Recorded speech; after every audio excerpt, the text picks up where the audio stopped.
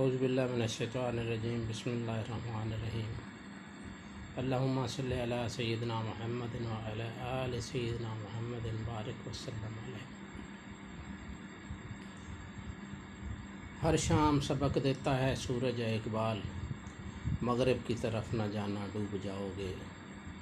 حضرت علامہ اقبال رحمۃ اللہ علیہ نے قرآن پاک کی بہت خوبصورت انداز میں ڈیفینیشن کی ہے۔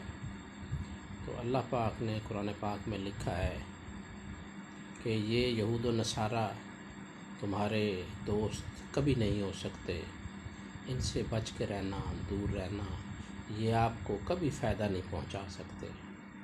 تو اس لیے خدا را ان سے بچیں اور طب نبوی صلی اللہ علیہ وآلہ وسلم پر عمل پیرا ہوں، تو انشاءاللہ تعالی ہمیں کافی فائدہ ہوگا۔ ہم نے اپنی زندگی میں ایسے لا علاج مریض دیکھے ہیں جن کو ان لوگوں نے جواب دیا ہے، ان لوگوں نے لوٹ کھسوٹ کے علاوہ کچھ نہیں کیا۔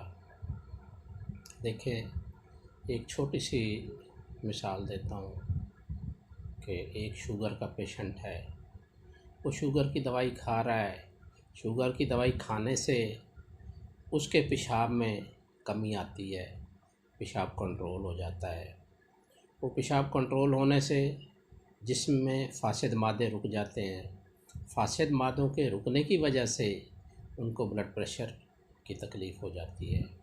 جب ڈاکٹر کے پاس جاتے ہیں، بلڈ پریشر بڑھ گیا ہے، تو ڈاکٹر صاحب بلڈ پریشر کی دوائی لکھ دیتے ہیں۔ بلڈ پریشر کی دوائی جو ہے ڈائیوریٹک ہوتی ہے، وہ پیشاب آور ہوتی ہے۔ تو جب ایک طرف سے پیشاب آور دوائی کھا رہے ہیں، ایک طرف سے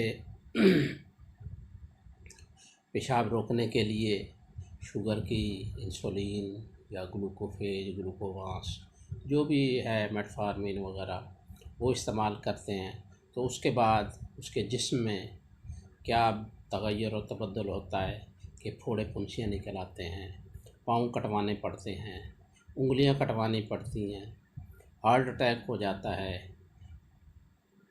گردے ڈائلسس کروانے پڑتے ہیں۔ تو یہ کوئی ٹریٹمنٹ نہیں ہے۔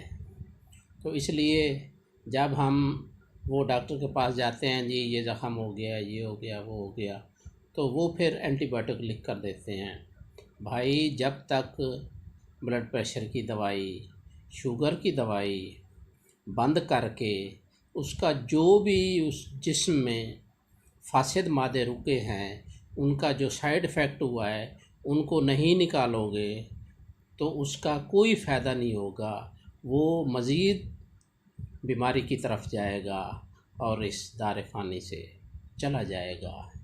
اس لیے خدا را حکمت کی طرف آؤ۔